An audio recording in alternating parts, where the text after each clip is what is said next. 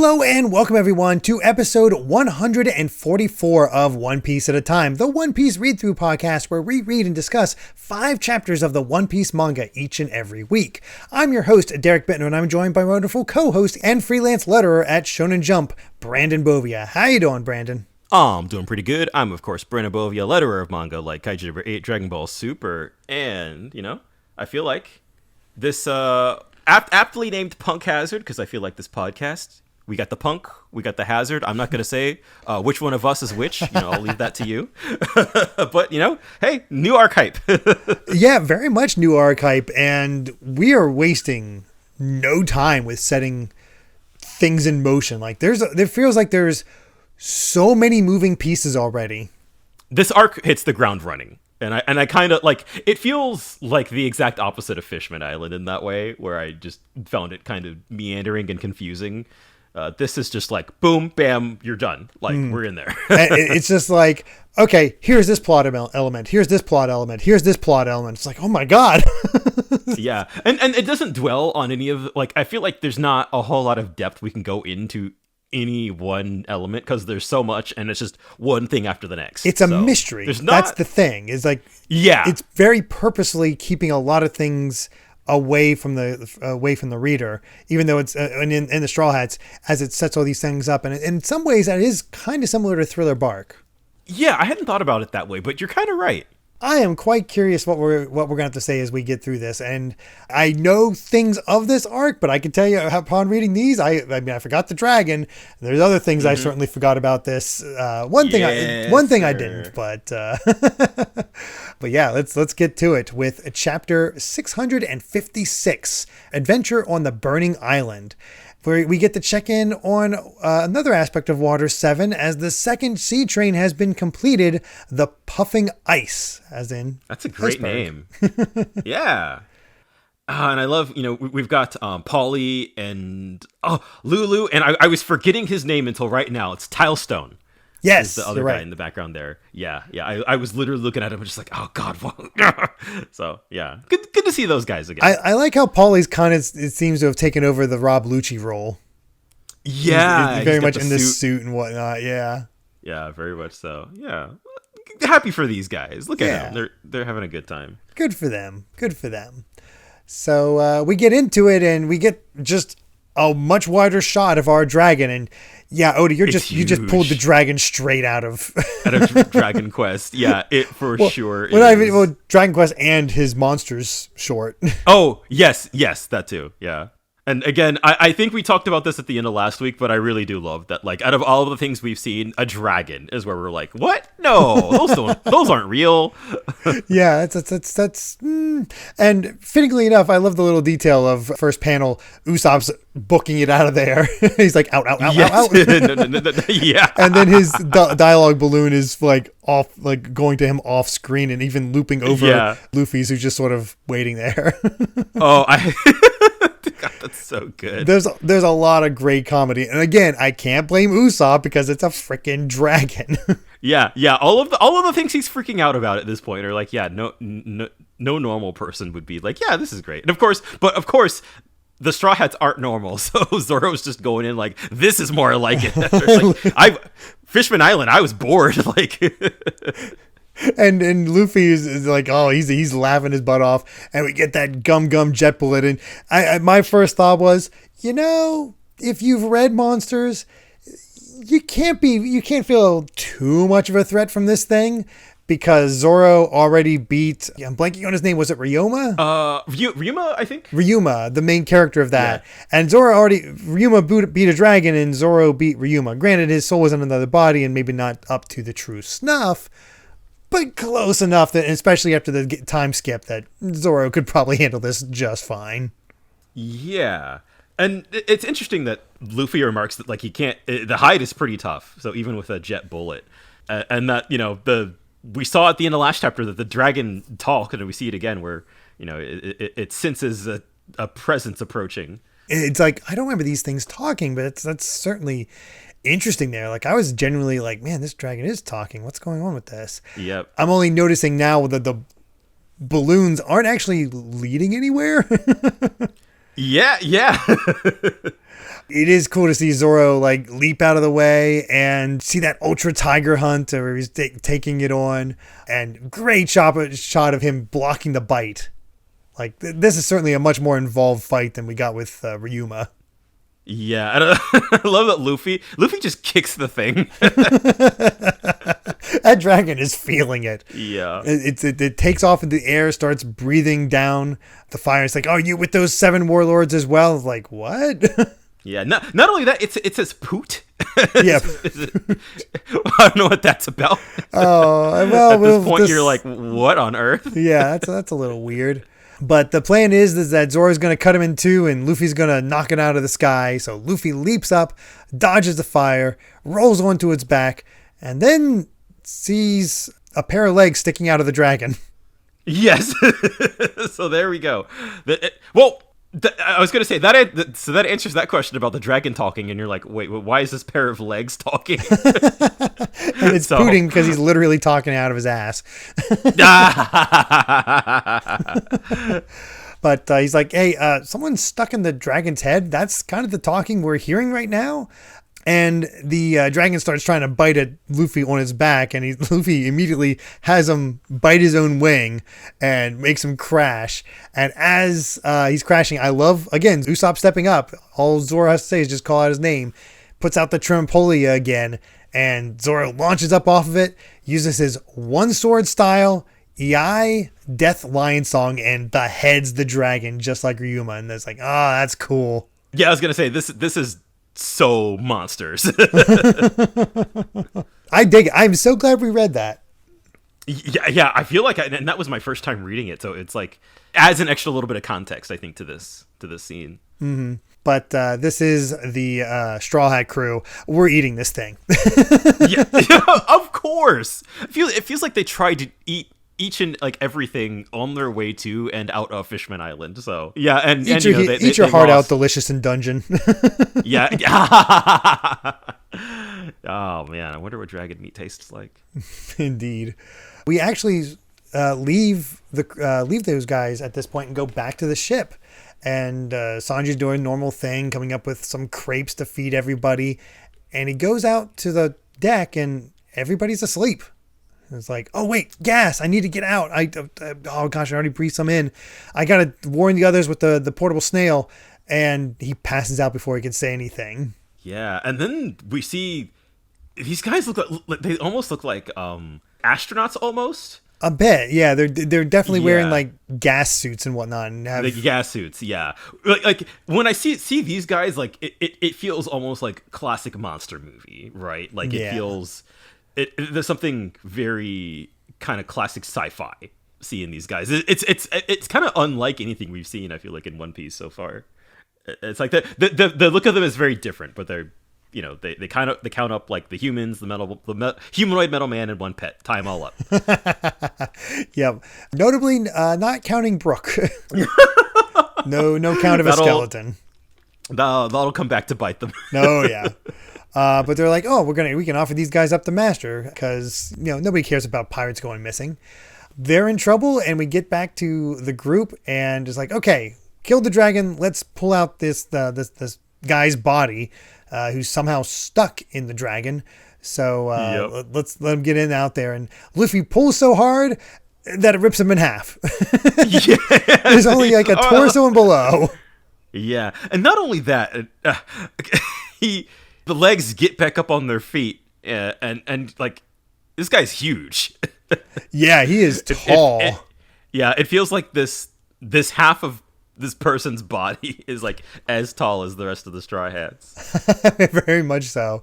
And Robin immediately points out, is like, there's no mark to suggest that he's been torn in two, so he really is just a pair of legs. Like, what the heck? I love Luffy remarking, wow, you're pretty unique. I feel like he wants... you have to join my crew. Yeah, exactly. He immediately says sees a disembodied pair of legs and he's like, I need that.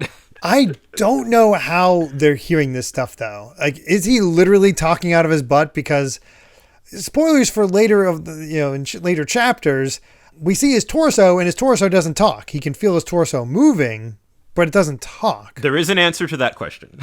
Don't worry. I'm a little concerned about that. Oh boy. But it tries to attack him. It's like, okay, I get out of my way. I've got to go take on that warlord. And so off I go. And Luffy immediately wants him to join the crew. Yes. So whoever did this to him is apparently we've got a warlord here.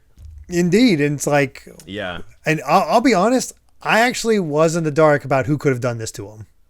Mm-hmm. I just could not think of any, like, what the heck happened to him? Like, what caused this? Because it's just so odd. Makes sense once you realize. Yeah, we'll get to the end of the set and it'll all become clear. Which is my favorite kind of mystery, is the one that gets resolved in the span of a single episode of this podcast. But I do think it is worth pointing out, because we have, it's been 2 years, right? So like this is our first time really kind of our indication of like what happened to the warlords, I guess, because we had 3 open slots basically. Yes, we have 3 open spots. So there's 3 new warlords. So that is interesting in and of itself. But we don't have an SBS, but we do have the announcement in here of the next movie coming and how Oda's actually involved.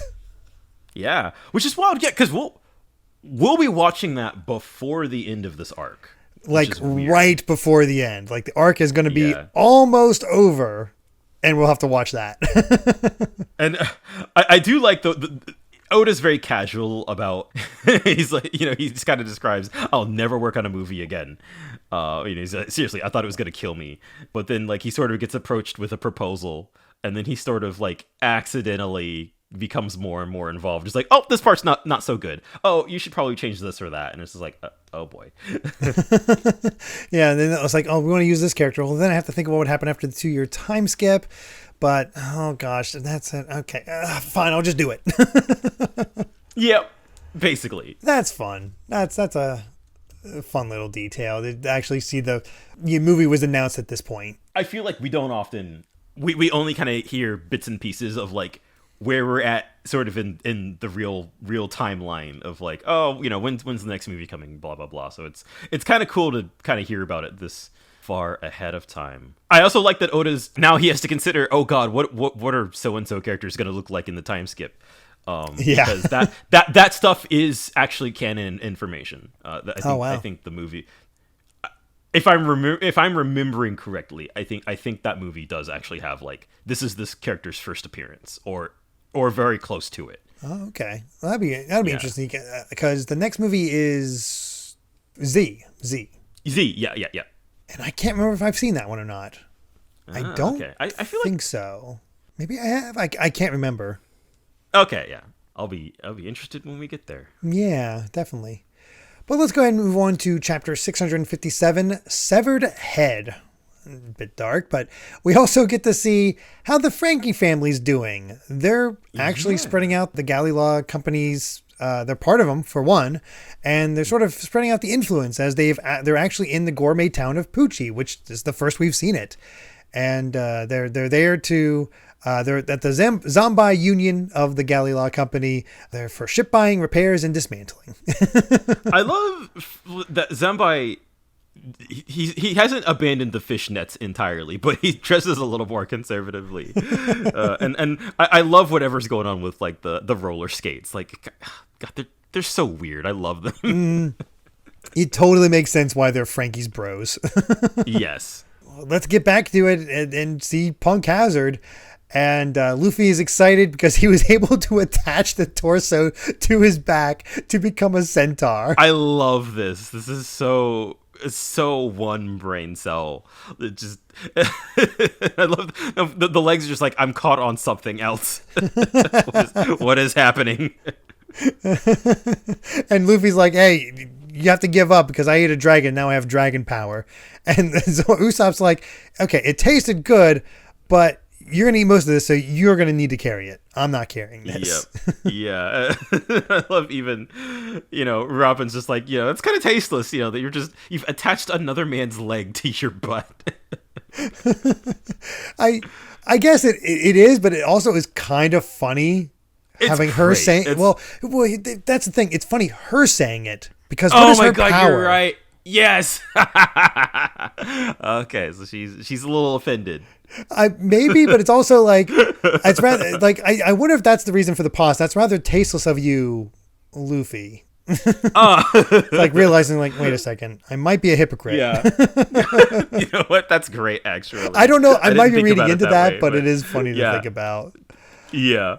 They're just going around talking about centaurs, and they're trying to get his name. And that's when it actually thwomps. Well, the second time that it thwomps Luffy onto his back and trying to resist him. Yep. He can't tame the legs. Zoro makes up to the top of a set of stairs, and in the distance, they see snowy peaks. There's a giant lake, and across from it, the other side of the island is a mountain range of ice. They're like, what in the... How? Right. But at least, you know, Usopp's kind of catching on to things where he's like, you know, the voice on the transponder still said it was cold. So, one, that means at least, like, the whatever samurai is over there is on that side, but also... it adds another mystery of why on earth is this island hot and cold? Yeah, it's a very weird phenomenon, but it's like, oh crap, they're on that side. We have to go over there to find this killer samurai. And Luffy's just like, oh sweet, it's cold. Let's get some shaved ice. It's you know, it's chilly. Yeah, and I feel poor for, you know, I feel sad for them where it's like, well, all right, you know, they all stripped, and it's like, all right, we got to go find some belts. I know, it's like, oh gosh, it's gonna be really cold over there. But Usopp also looks up and spots a bird woman. Yeah, she just flies away, and it's just that I feel like is also some good like horror movie nonsense. Yeah, again, more shades of Thriller Bark. We're just seeing weird monster type things. We got a dragon, we got a half man, we got weird ladies. Like, could it be Moria? I can imagine people wondering if it's actually Moria again, just doing other things. Yeah. God, as we're reading this, I am just like, there's so much happening. There are so many, like, Oda is throwing all of the elements of this arc at you, like, one by one. Just like, all right, take it. Yeah. And speaking of... Have a dragon, have a bird lady, have a half fire, half ice water, and, oh yeah, have our other four completely captured and locked up in some room labeled Deck 102. Yep. What? Okay, so that's weird. So they're just like, okay, so we're locked up. Hopefully not getting sold to slavers. But where's Brooke? And they're just like, maybe human traffickers don't need a skeleton, but you're not even human. Neither are you. Yeah, of course, they're all just bantering. And somebody just asked them, do you like brain twisters? Which is also another kind of pun. God, oh, that's so good. And it's like, wait, who said that? And it's like, hey, how dare you call me that or this? And what is that, a transponder snail? There's 8 of them. What the heck? And it's a man's head split up into little chunks, kind of like Buggy. Yes, exactly. And I love, they remark on that later too. They're like, huh, what's going on here? And then I guess we kind of have our quest here. It's like, can you reassemble my face? I love all the different combinations they put him in, where they're just kind of having fun with it, and he's just. This reminds me of that one, This reminds me of that one Mario Party mini game. Yeah, where you're pulling around Bowser's face. I love how they're like, oh, there we go. This is it. This is right, and it's so obviously his neck up top, and the top not at the bottom. They got most of the way there. Yeah. It's just like, something that feels wrong, but it'll have to do. And then they put it together and like, it's a talking severed head. Oh gosh, it's like, are you an evil spirit? Let's bring out the cross again. What do we got to worry about here? Yes. God, this really is Thriller Bark 2. He's like, I was cut down to size and I don't know the one responsible, but I thought I was dead, but this happened. It's a shame of a warrior to be defeated and combat and left alive. So I would kill myself if I had hands. Yeah, well, I feel like the second that you hear him speak, you're like, oh, he's a samurai. Oh yeah, he's the samurai. You see the top knot. It's like, oh yeah, he's our samurai. Yeah, he's talking about committing seppuku. Yeah, but he does have this dire matter to address, which we'll get to later. He's also, I love his rapport with Nami. It was like, all right, guy, what do you know? It's like, guy, you're speaking to a warrior with that tone. Women are meant to be graceful and mind their tongues and speak when spoken to. And she just starts pinching him. It's like, she's not. I love that she's not having it. And of course, you know, Nami, of course, is basically just like rocking the bikini top, and she's such insolence. You've had your garments ripped from your body. It's like, no, this is fashion. You're wearing nothing but breastbands. Oh, you don't like him? Oh no, I love it. Yeah, Sanji just beating the crap out of this. He kicks his head into a wall. That is fantastic comedy where he's all like, these women should be proper and all that. It's like, how dare you show that? It's like, oh no, it's a fashion statement. Ooh, I like it. Yeah. No. The humor here is great. And of course, he's taking mental notes. He's like, foreign women only wear breastbands. Very nice. He's like, all right, well, who are you people? We're pirates. Pirates? Well, that would explain the barbarity. I hate pirates. So, I thought we shared our fate on this island of ice, but if you're pirates, so I want nothing to do with you. And then that's their hint where they're like, wait, this is an island of fire. And that's where, Nami kind of made the right call where she was like, there's clouds over there. There's ice falling over there or snow falling over there. What's going on with that? And he's like, no, I came from ice flows. I don't know about any fire. I hear explosions, but I don't know anything about that. We won't know until we get out of this cell. And Sanji's like, well, I tried kicking us out, but it wouldn't work. And that's when Frankie's like, nah, I got a full tank of cola, so here we go. And uses the radical beam and just melts through the door. God. So good. Frankie, Chopper that really body wants to shoot laser beams. pretty useful. Yeah. And then I love, they're about to leave, and I love that Sanji's like, talking to this head, and he's like, what are you going to do? You're just going to sit there? If we weren't pirates, you'd come with us, right? So it's like, no, just go. Well, you're not getting anywhere as a solitary head, are you? And Sanji actually realizes no, this is your head. This is actually the top of your head. You're a samurai from the land of Wano. Dun, dun, dun, dun. And it's a traditional hairstyle there. So this is the killer samurai that everyone was talking about. Again, we're getting smart Sanji. I love it. Yes, yeah, he's putting it all together. I kind of wonder how he knows that. That is also a good point. Like, how does he know about Wano, especially when it's supposed to be all cut off? I have an inkling, but I'm not 100% sure. But I also love, hey, we're getting a character from Wano. Yep. We've seen that island mentioned tons of times at this point, and it's like, wow, no, yeah, we met the samurai from waist down, and now here's his head. I got this conversation, and I'm very interested in this because he's like, I came to the island to save my son's life, and I would cut down thousands if they dared stand between me and my goal, which is the reason why he was attacking people. I was like, I do not commit cold-blooded murder. But I do nothing to disgrace myself, but I would kill a lot of people to make sure I save my son. Yeah, so he seems to be a man of honor, at least. Mm-hmm. And there's this interesting stare down between him and Sanji.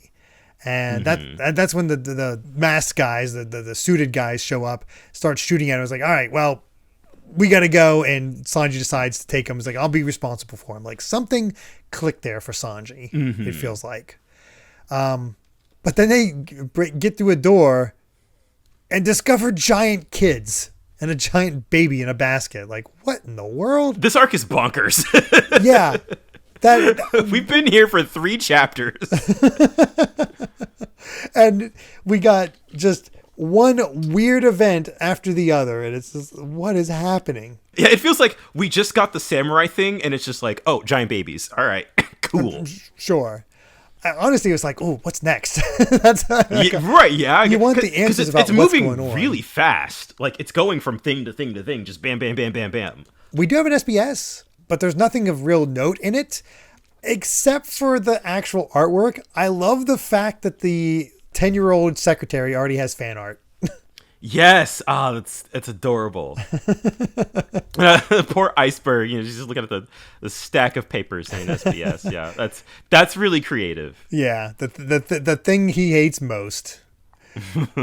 Oh goodness. Well, let's get to chapter 658, The Biscuits Room. And hey, we do get to check in on Perona, and she's returned to Thriller Bark and found Kumasi. Doesn't have a soul in him any longer, but there's Kumasi. Yeah, it's important to her, despite the fact that she treated him like trash. Yeah. Still love her design. Yeah, no, yeah. Her time skip outfit is great. And it makes sense, too, that, she came with Zoro to Saboti, and then just, Thriller Bark's just a hop, skip, and a jump away, probably. Yeah, not too far away. Just go into the mists, and she'll find it. I mean, she can send out her body to sort of look around, so... it makes sense that she'd be able to locate wherever Thriller Bark is wandering around. Mm-hmm. But we get into the chapter itself, and the kids are like, strangers, what's up with that? There's a robot! Yes, it's a stag beetle robot, which is just like the two things Japanese little boys love the most. And I love, like they're asking questions. One of the little girls is asking questions, or big girls, like Jesus, is asking questions, and then it's just like robot, yeah. She's asking, "Are you frozen ones? Did you escape?" She's like, "What do you mean frozen ones?" And it's like more questions, more mysteries. They're just like, okay, are these the children of giants? No, they're not all as big as that. Yeah, they're all different sizes too. Very much so. And I like how there's like robot, stag beetle, a raccoon plushie. He's got curly eyebrows. Yeah, that's the thing. And this caught my attention. This is when our samurai calls out, "Do you know a young boy named Momonosuke?" And it gets all the kids shocked into running away. But I don't know much about Momonosuke other than, yes, we will meet him. And the only reason I know that is because I am acquaintances, I guess is the best way to put it, with Megami 33, Korin Sudberg. Yep. Who voiced Bulma on Dragon Ball Z Abridged and has gone into professional voice acting in several different roles. And I even asked her to play Samus in a fan project I did a long time ago where I came up with an idea for what if a Metroid movie was made, and rather than, I don't have the budget or anything to act it all, have it completely made, have it fully voiced over, have animation or all that. So I just had an artist do a lot of still images to sort of convey what's going on, have some fancy camera movements to try to make it stand out a bit more, and have a few limited lines of voice acting from the characters to try to, again, give it a sense of it. And I liked her work as Integra in Hellsing Abridged, and I thought that sort of attitude with an American voice would work for Samus, and I thought she did a great job. And then she got booked for this, and I don't know that character, but congrats, it's One Piece. Yeah. Well, which is funny because it's right when you left off. Yeah, exactly. Go figure. Yeah. And well, I feel like by putting two and two together at this point, you could assume that Momonosuke is the son of this samurai head the samurai is looking for. Mm-hmm. Basically through hell or high water, I'm going to find this boy. Yeah. And I'm intrigued. I was already intrigued, but knowing the character's name, it would mean nothing if I was reading it blind, but knowing that you know a little bit. Yeah. Yes. I know he has a role to play. Yeah. I didn't know she was in your Metroid movie. That's awesome. Yeah. I got some great voice actors in there that went on to some big careers. The one who I had play Ridley, Luis Bermudez, would actually go on to be the voice of Blanca in Street Fighter 6, and a character named Kona in the newest expansion for Final Fantasy 14, Dawn Trail. Oh, that's dope. Yeah, he has a lot of range because you listen to Blanca and you listen to Ridley, and it's a very different. And you listen to his Kona character. Man. So yeah, that's awesome. I love his range. He just impressed me. I heard that one was like done. Like when I was put out the call for voice actors, and I heard his, I'm like done. That's it. Yeah, no, that's seeing people grow in their careers like that is fantastic. It's been very gratifying. I root for all of them because I still follow all the actors, and seeing quite a few of them find success is gratifying. But the fact that this head's talking scares the kids, makes them run away, alerts naturally. The guards. And they're just saying, okay, keep the use of gas to the minimum. No guns or explosives. Hit any of the children, and the master's wrath will come down on us. So don't hit the kids. Yeah. Sanji's just like, hey, do you know what kind of facility this is? Tell about it. And the samurai still calling out, Momonosuke, I'm looking for Momonosuke. It's just like, he gets hit. Shut up. It's like, oh, struck by a woman. My honor is in tatters. I must slice my belly open. She's like, oh, slice away as long as you shut up, you chauvinist pig. I love it. God, because you can...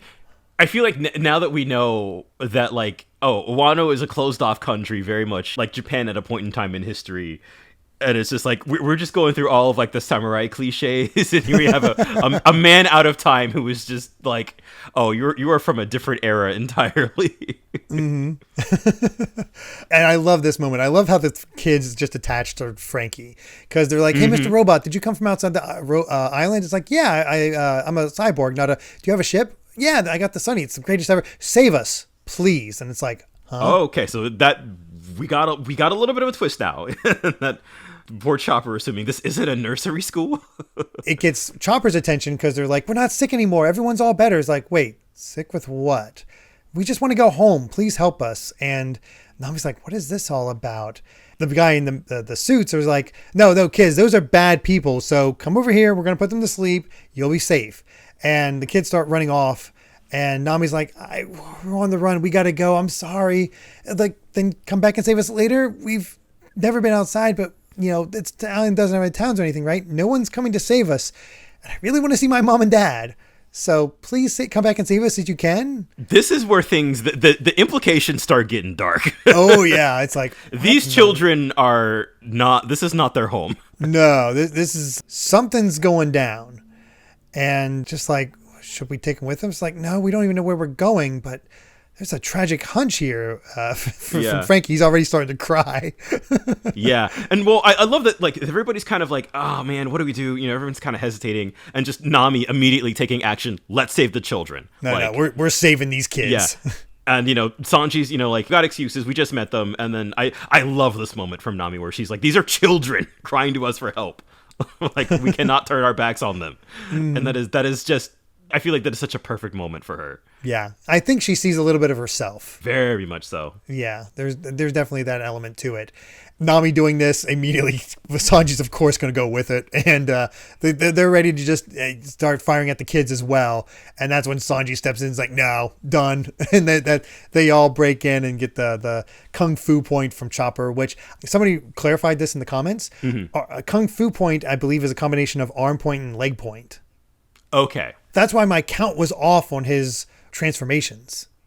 I'd forgotten about that. That makes sense. Of course, Frankie does his strong right, and we have to get the kids just pogging out over the rocket punch. This impresses the samurai. It's like, man, they're lowly pirates, but there's some pirates. All right, and Sanji's just like, all right, Chopper, stick with Nami. Frankie and I are going to hold off these guards. And I do love, I don't like the look of this form, but I do like how Chopper's constantly going, hua-cha, hua-cha. Yeah, he's getting a little Bruce Lee in there. Yeah, that's fun. Yeah. Yeah, it's funny hearing Ikuo Otani make Bruce Lee noises in the anime. I feel like that form was designed for that purpose. I like how they're trying to thank Sanji. It's like, no.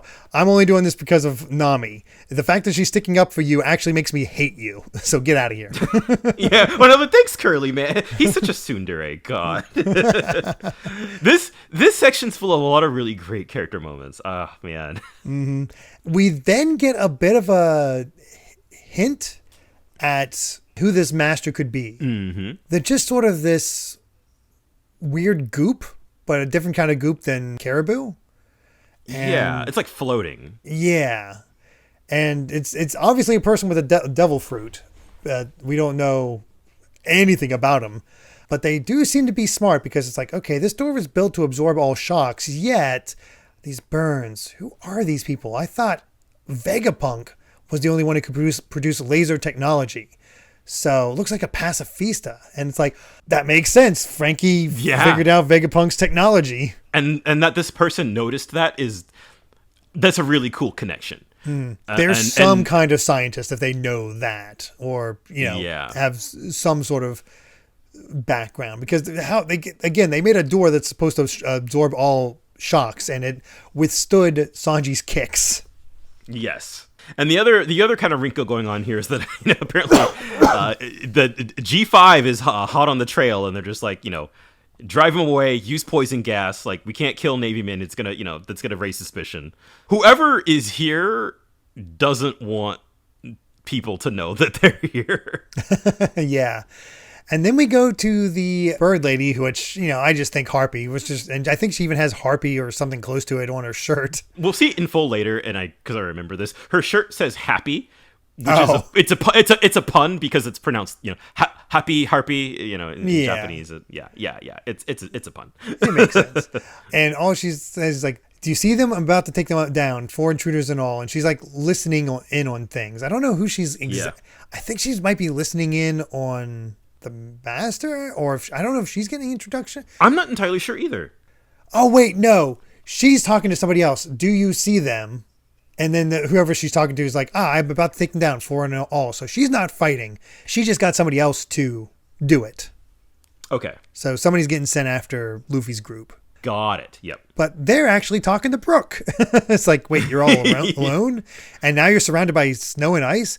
He's like, yeah, it was quite shocking to me. Like, what the heck's going on there? And he has this whole like, yo ho ho, cough cough poot. Oh, pardon me. It's just typical stuff. Got it. So many fart jokes.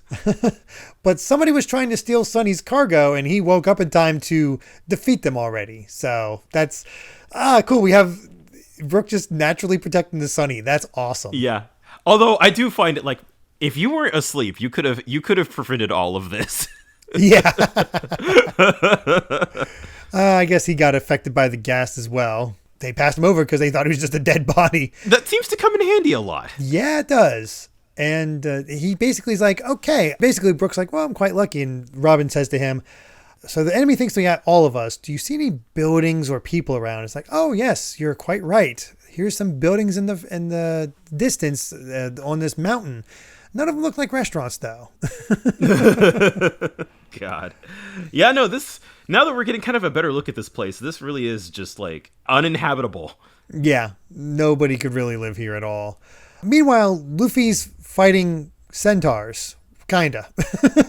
Yeah. Well, because I guess he himself wanted to become a centaur. He seems to have encountered another one. He's like, I thought we were friends. I thought you were one of us. It's like, but you attacked me, so I attacked back. And yeah, it took him and Robin take them out, no issues. And it turns out it's not a regular centaur. It's a leopard and a giraffe instead of a horse. Yeah. So much happening. Like every few pages it feels like here's a new weird idea. It really does bring to mind Thriller Bark's opening. Mm-hmm. So that's exciting because I do enjoy Thriller Bark's opening. It gets you intrigued right off the bat. This feels faster paced. Yeah, especially coming off of Fishman, like these past few chapters feel like there's just been so much happening all of the time. They're like, all right, well, we have to go to the ice side now, so let's go save them. And Robin's like, I don't think they're missing. I think they're captive. But, hopefully they haven't been executed by firing squad yet. It's like, stop that. Yeah. One last little detail on the previous page is that the centaurs, they had baby transponder snails with the initial CC on it. Which right. will come into play a little bit later. Oh, okay. See, I thought it was like CCTV type thing. I thought I kind of passed it over. Yeah, no, it's a little detail. Oh, okay. I thought it was like a closed circuit type thing, but yeah, it makes sense for that. They're just like, oh, I guess we should have gotten off at the ice side to begin with. It's like, nah, we wouldn't have gotten to eat the dragon either way, and we would have never met Ashimaru. It's like, what is Ashimaru? It's like the name of my back of my legs. Like, I don't know what that joke is, but Ashi just means legs, and Maro is like a fancy old school like masculine Japanese suffix. Oh, okay. Prefix? So Whatever. If I had to guess, it's probably like Mr. Legs. Yeah, Mr. Legs, basically. Yeah. But it's he's making it sound very, very fancy Japanese classical. He's trying to make it sound cool. Of course. Oh gosh, but Robin's certainly like, do you think they sell any coats on the way? So yeah, because they're on the icy side and they're all naked basically. But we actually then move on to another party, which I think makes this even more fun, is we get to follow Smoker along. And Smoker's enough of an established character that we get that sort of sense of Alabasta again. Yeah, God, because now when you think about it, we've got the Straw Hats split in half, and Smoker, and the villains, and this samurai guy. Yeah. And we start getting some history. Basically, like, we can't, there's gas everywhere. So when Vegapunk's chemical weapons experiment failed 4 years ago, it rendered the whole island uninhabitable. And, we don't see Luffy's ship anywhere. So nobody's on this island. We should just go. It's like, no, No. Explains why the island is like the way it is. And I completely forgot this detail. This this was just a barren island before. No fire, no ice. Surprisingly, the area was no longer toxic, which is exactly why Akainu and Aokiji chose Punk Hazard to be their dueling ground, the location of a battle fierce enough to change the entire climate of the island, which explains why there's volcanoes on one end and ice mountains on the other, and good God. That is some good juicy world building. I love that so much, that their fight was so hardcore that it changed. And they said what, they fought for 10 days. Yeah. So the ice makes sense to me, but like there's just like erupting volcanoes. It's very much implied that Akainu could just summon volcanoes. Yeah, no, that's hardcore. he can somehow, talk about core, top into the magma beneath the crust and have it erupt. Holy crap! Yeah, no. I feel like the context of this island, knowing that this was the battleground, it just makes it so much cooler. It is such a cool backstory for an island, especially since we just learned that they had a duel in the first place. And it explains why it wouldn't be on the log. It's like, yeah, exactly. Yeah. That, and it was, even before then, it was kind of a top secret government facility, so nobody's coming here. No, it's fascinating though. We do have another SBS, this time asking about what Jinbei's plan name ended up being, and he's like, didn't really need a name. Maybe it's best he never came up with one, basically, because... Yeah. And, of course, we get somebody spotting the fact that the girl in the hood before was a young Madame Charlie, which we did actually spot her. But we get more details about Charlie because she's only 29. Her brother is, which I guess her tail splits at 30, so I guess it makes sense that she's young. Mm-hmm. Arlong is 41, Hody is 30, which means she's part of Hody's generation. When Arlong was young, he was abandoned in the Fishman district by his father, so he never really knew his dad. But when he was 15, a man claiming to be his father returned with a daughter that he had with a different woman. That was Charlie. Whoa! That's interesting. I feel like that, because I feel like we remarked about Charlie, like especially during the climax, where like what is she doing here? Her whole relation to Arlong feels really kind of out of nowhere, and I think it's just because like I respect that Oda realized he probably didn't have time to go into all of this, but it makes the details we do learn feel super random. Yeah, it's like I want to have this detail out there, but I don't have time to go over her entire backstory. God, no. The idea that Arlong's got daddy issues, man. That's, oh boy. Yeah, and he's got a stepsister, or a half-sister. Half-sister, yeah. Woo! That's interesting. All right, let's get to chapter 659, About My Torso. And never thought we'd check in on this character. Disco the Slaver, down on his luck in Saboti. This is awesome. This might be one of my favorite ones. Like, oh man, you were a slaver. Like, yeah, you should be homeless. Yeah, good on you. You should be happy that you're only homeless. And nice to see that place completely wrecked and overgrown. And that's great. I'm sure slaving's still around, but just that business went out of business, especially because this is good since Doflamingo cut ties. Yeah, which I was going to say, like, that is also funny, again, that he's just like, human trafficking's boring. It is funny we only spent one chapter with Thriller Bark. I don't think we're not checking in on the others. We're not. Who cares about Hogback and Absalom? Yeah. Or God forbid, whatever Mori is doing. Yeah. If he's God. That's... I'm sure we'll check in at some point. But yeah, we start the chapter with a volcanic eruption and looking at the ice mountains as the Marines have all donned gas masks and are blasting their way through the icebergs. And turns out there's actually a river hidden behind it. So they're just like, how'd you know there'd be a river there? It's like, no, you got to pay attention to the currents, you clods. I love that Smoker's like a detective.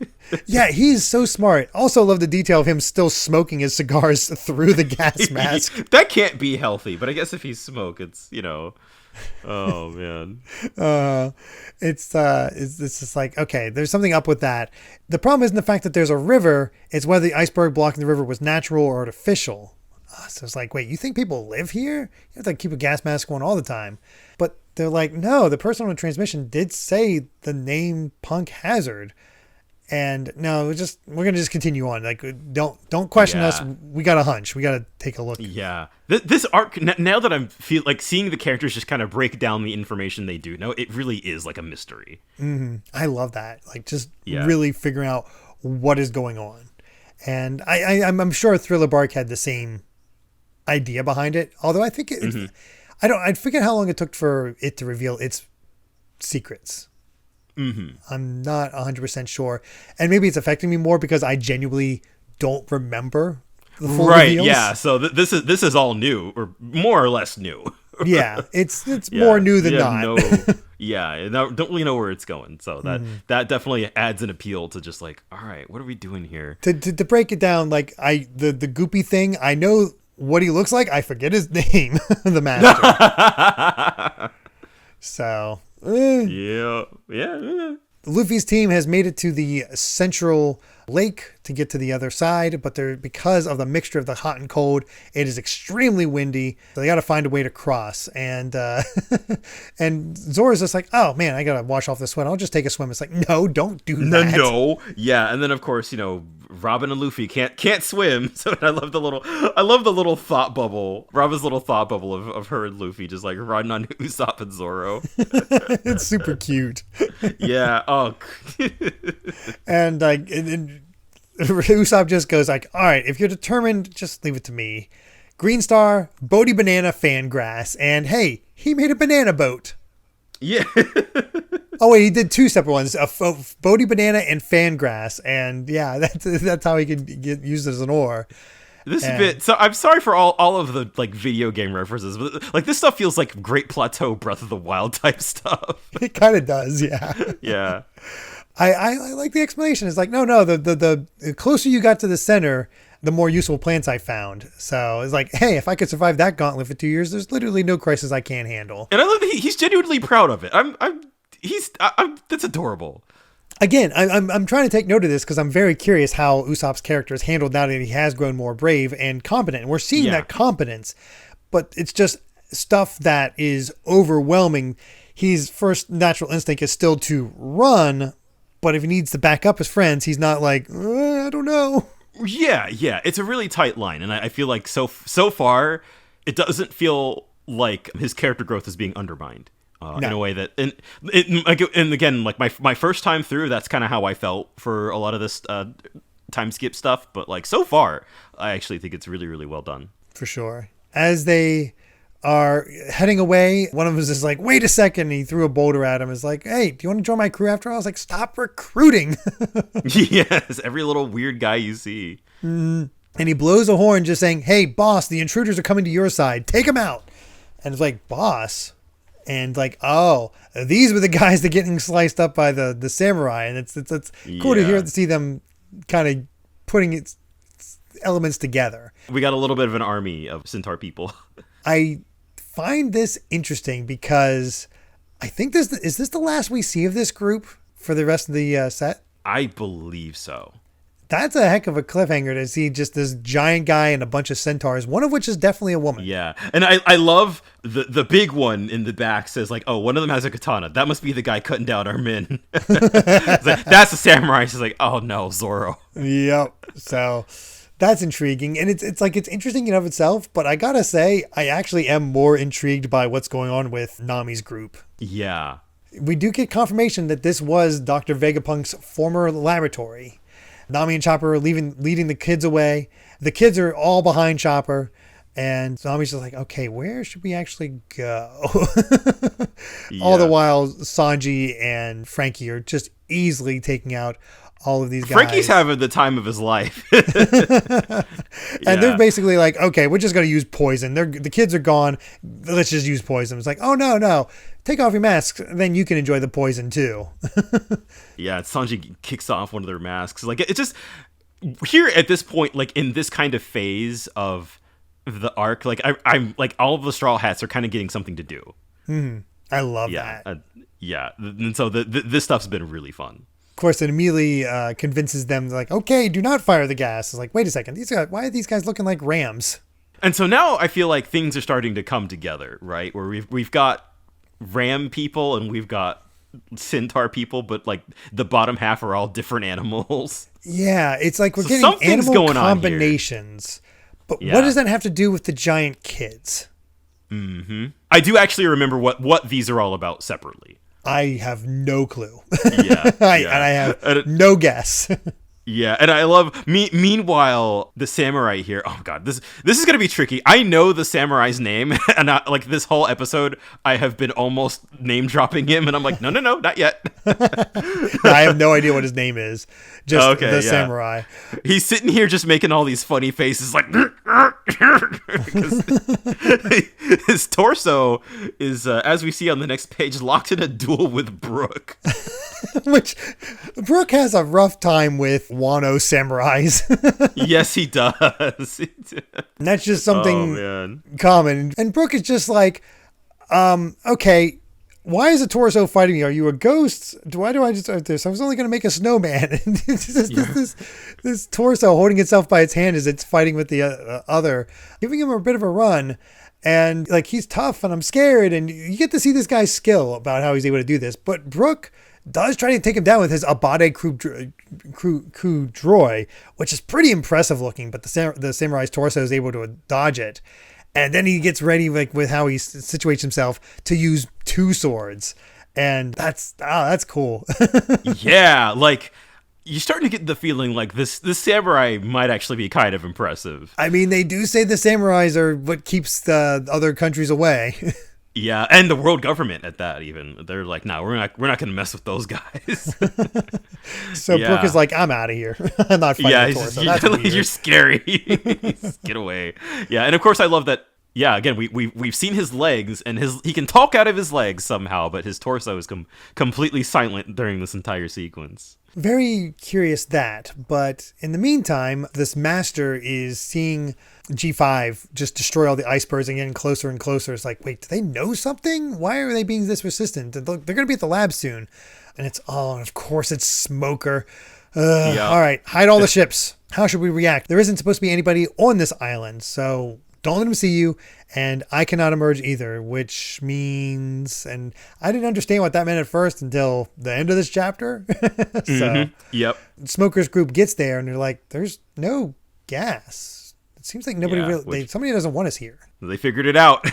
Yeah. It was all a ploy, Ace Detective Smoker. And now they're literally the Navy's going to come knocking, and they're like, all right, let's blast this door down and get some answers. And this whole I love G5 because they're such scumbags, but they're like they feel like pirates in their own right, the way that they act. Oh, they totally do, because Smoker's knocking politely, and they're just like, let's just blast it down. Yeah, and it's like, anybody squatting up here is going to get hauled off in chains.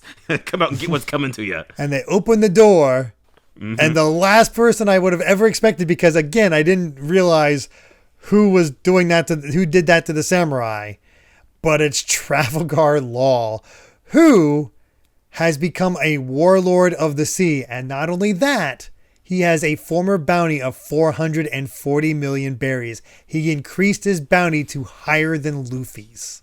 Yes, and his was on the lower end, I want to say, when we met him in Sabaody, or at least I believe so, or at least he was lower than Luffy, and Kid was the highest. Yes, I think.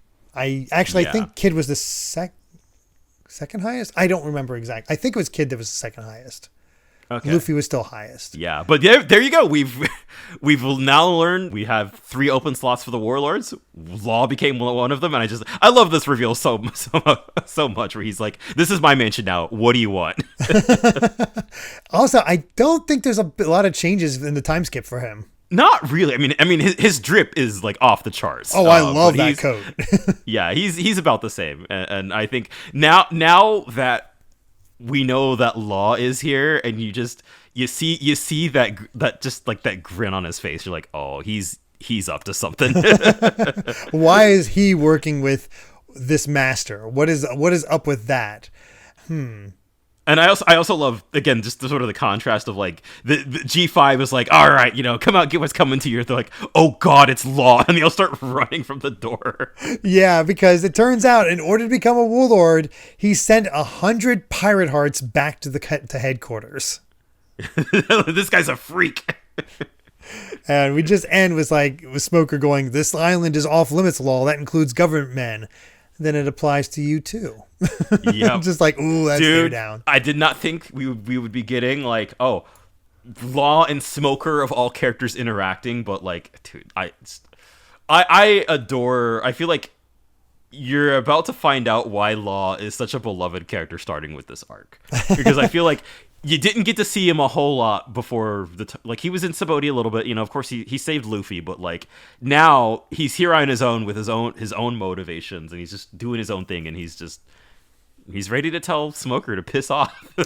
Well, that's the interesting thing. He helped Luffy, yet he escaped the government, yet he became a warlord. So it's like, what is up with that? Yeah. You don't fully understand. You don't get it. And I remembered Law being involved. I remember really liking Law. I don't remember what Law does. Okay. Yeah. All I can say is that like you take one look at that face and you're like, oh, he's up to something. Yeah. He's here. Some plan. He's here. He's just like, all right, what's up? We move on to our final chapter, 660, Trafalgar Law, Warlord of the Sea. And we finally get a new 2-page spread where we get a bunch of, let's face it, Dumbos. Acting like birds. Oh God. Yeah, it's just adorable. I like the one that fell out of the nest, has his bandaged up thanks to Chopper, and Nami's putting it back up in its nest. It sounds like one of them hit Luffy on the head. Yeah, it looks like it. Or maybe it was the compartment that opened up from Frankie, who's very diligently putting together a birdhouse out of popsicle That makes sticks. more sense. Yeah, he just bonked him. It's adorable.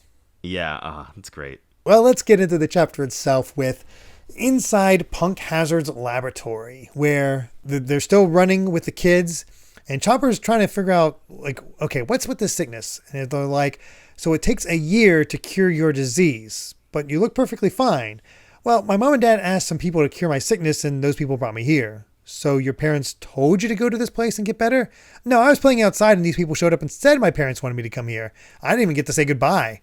Because they said that I might get them sick too. It's like, no, that's outright. Now he's like, that's just kidnapping. Jeez. These children have been kidnapped. I feel like they say it so nonchalantly, but like, oh, this is like kind of dark.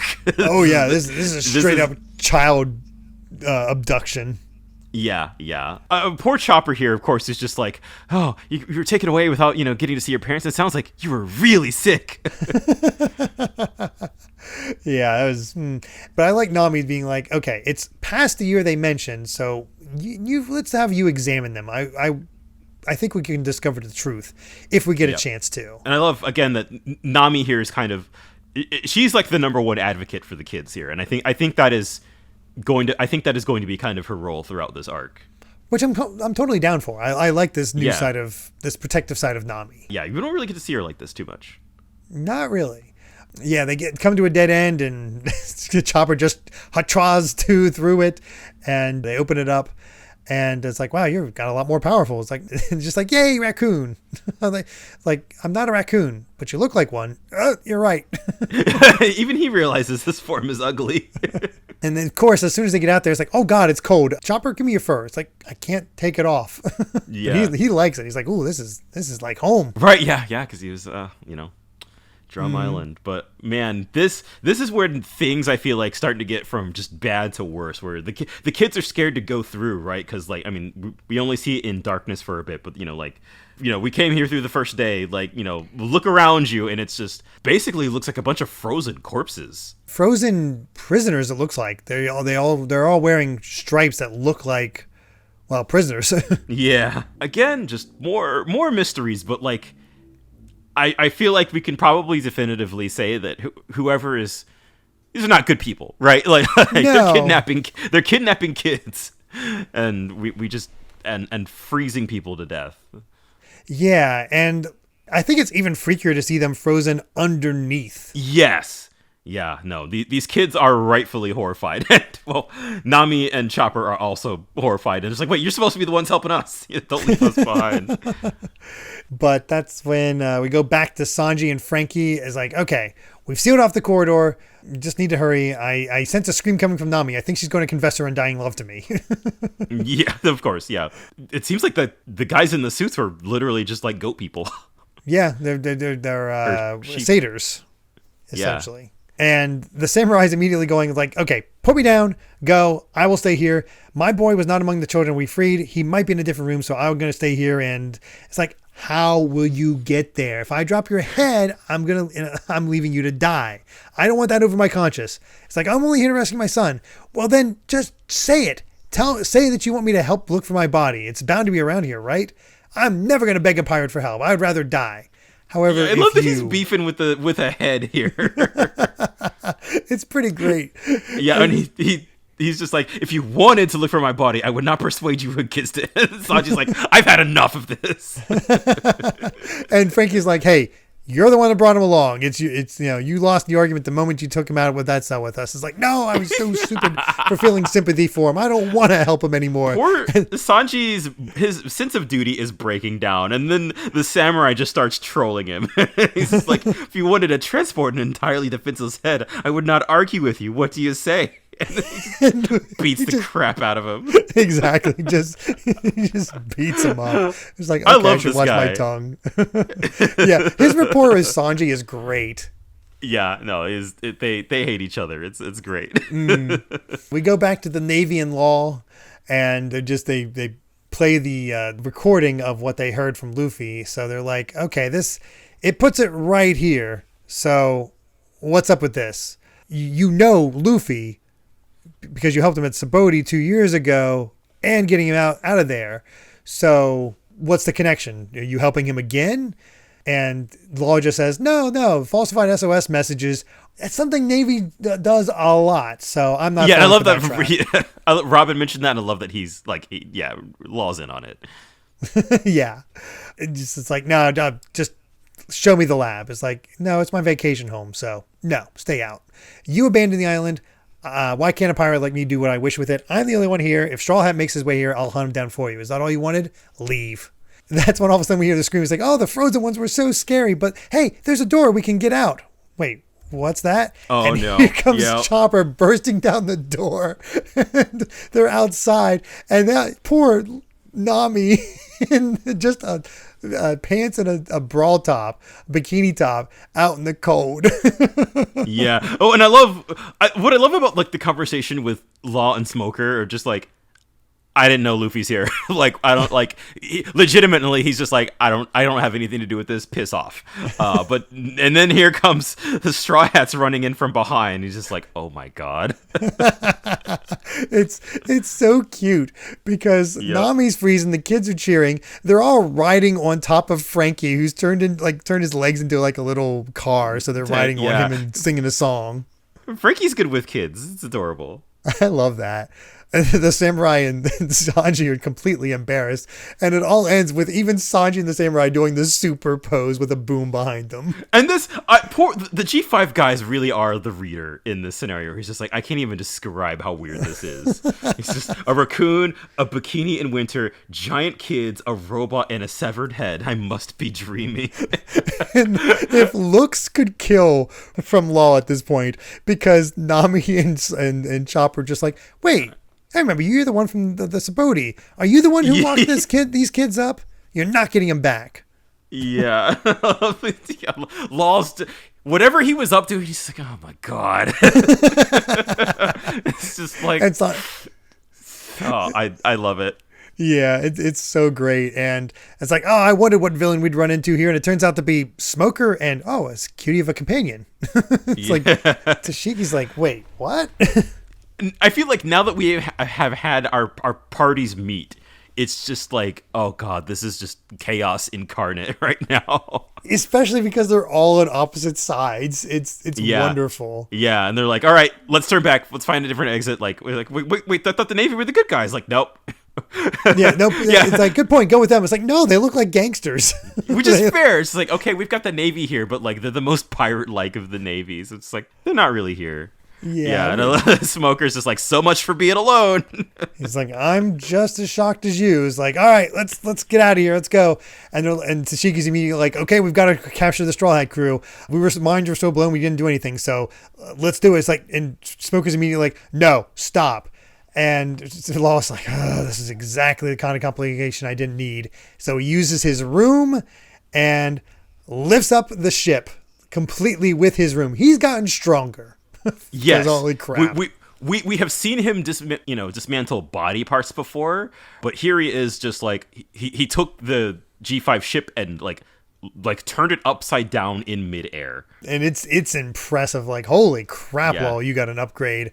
I would also like to say formally here, because we still haven't quite gotten an explanation on his devil fruit yet, right? No, I guess not. So I think it is at this point, I think I can say it's a lot. if you're wondering what like severing body parts has to do with flipping a giant ship up, what I'm trying to say is that Law is busted. Law is kind of like, his power is just whatever. Oh God. It is Oda plays it, I think, really loosey goosey with it, but it makes for some really great set pieces. And I love he's just like, all right, well, now that you know that I'm here, like, I can't let you leave. Yeah. And it's just, and they're just like, oh, he's bad news. And Smoker's just like, no, stay back. Don't try anything with him and he'll dismantle you limb from limb. So that's how we end. We're going to get a Smoker v Law fight, it seems. Yeah. Again, who would have thought going in that that's what this was going to turn into? Not a clue. And that's great. I'm excited. It's good to see Law again. And very curious what is up with that. Yeah, again, we've just been, it feels like we've been thrown like a billion different mysteries. And I'm intrigued about each of them. Like, what's up with the kids? What's up with the half people? What's up with the Law being there? There's a lot of mysteries here with a lot of different parties involved, and I think it has a lot of potential right now. Yeah. I actually forgot almost entirely about the animal people. And now, like, there's a particular aspect about Punk Hazard that I know has a very specific explanation, and I'm like, oh, that's why. Okay, got it. And so it makes sense. I don't think it will make sense entirely for a while, but I feel like we're gonna get part of that answer pretty soon. I guess we'll see. Yeah, there's a lot going on. There's a lot of things to keep track of. Like I said, I remember essentially from this point, I remember 3 specific things. Uh-huh. And they are not together in any way, shape, or form. Oh man, this really does feel like, all right, we're in a brand new territory. It really is. I'm excited to see how it all goes. But we do have an SBS before we end things off. One where he talks about how girls just aren't into robot stuff, which probably was a bit of a thing at the time, but it obviously is not as much anymore. I think that is a cliche from like 40 years ago. It could be. That ain't it. But I did like the detail that I failed to notice, where in the flashback showing Hody's gang as kids, you can actually see Ikaros's companion squid, Daedalus, the one who got turned into dried squid. Huh. That's funny. I wouldn't have thought of that. Nope. I completely forgot that aspect. So again, little details that just add to it and that I miss. Oh, the details. Yep. Before we head out though, before we end this, I do want to mention, I'm kind of curious how this is going to go. Because I did see one person in particular say that not Thriller, but Punk Hazard is actually their least favorite arc. Yeah. So, and I've heard that sentiment a few times. I don't know what like the broad consensus on this arc is, because let's be frank, like this is our first proper arc into the new world. So it is setting up a lot of things, both short term and long term and really long term. So I feel like a lot of the payoffs are not gonna really be evident for a long time, and so I feel like I maybe appreciate it more in hindsight of being like, oh, I remember all these little things that are like Oda's playing the long game, like the really long game with some of the stuff. But like, I guess the thing is, I actually could see at the end of this arc thinking that I like Fishman Island more. And I mean, think it's two very different arcs at this point. I think it's the direct comparison is. It feels like the direct comparison is going to be with Thriller Bark. It really does feel like that. We brought up Thriller Bark a lot, and just like in terms of just like the mysteries, the humor, the way things are just kind of turning out, like it does feel like that's the closest parallel. I've always maintained that I like this arc, but I'm not willing to go to bat for it. So it, like when somebody says it's their least favorite, I'm like, yeah, sure. I'm not. I can't be like, oh, you're so wrong, dude. It's just like, yeah, it's fine. But I also think like having just finished Fishman Island, I feel like I had a thought the other day where it was like, I think if you rounded up like a top 5 list of our best podcast episodes, I think Fishman Island would be at least 2 or 3 of those top 5. just in terms of like how good the discussions got. Mm-hmm. And it's just like, when it's good, it's really good. And I don't think anything in Punk Hazard will hit those highs. Probably not discussion wise. As far as event wise, we'll might see.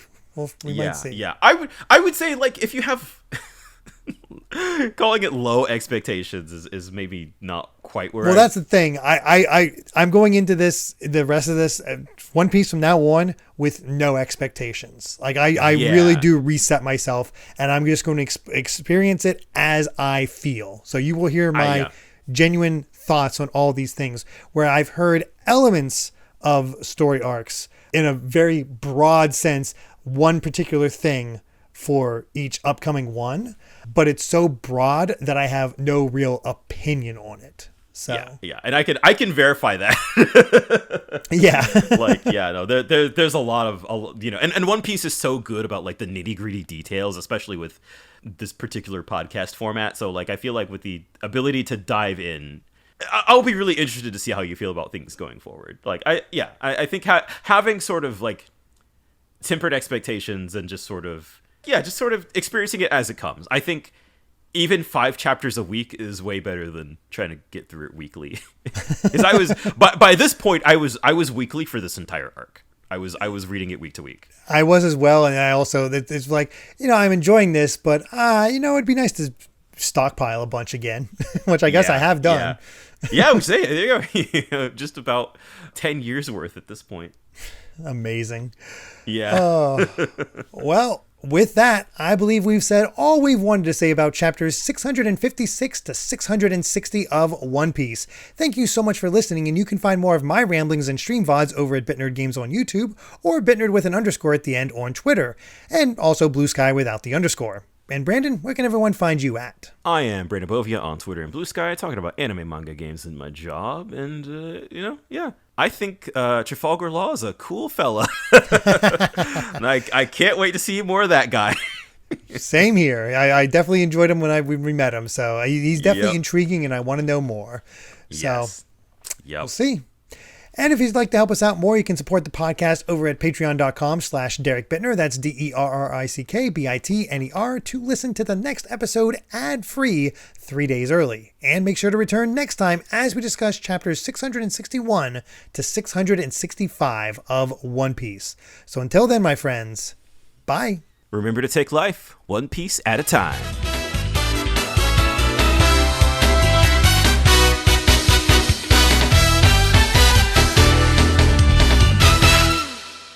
It seems your clothes were torn from your body, so perhaps I should be more sympathetic. I chose this outfit myself, thank you very much. What? Sorry, but I look good. Your attire is obscene! All you're wearing is a breast band! You like it, don't you? Yes, indeed I do.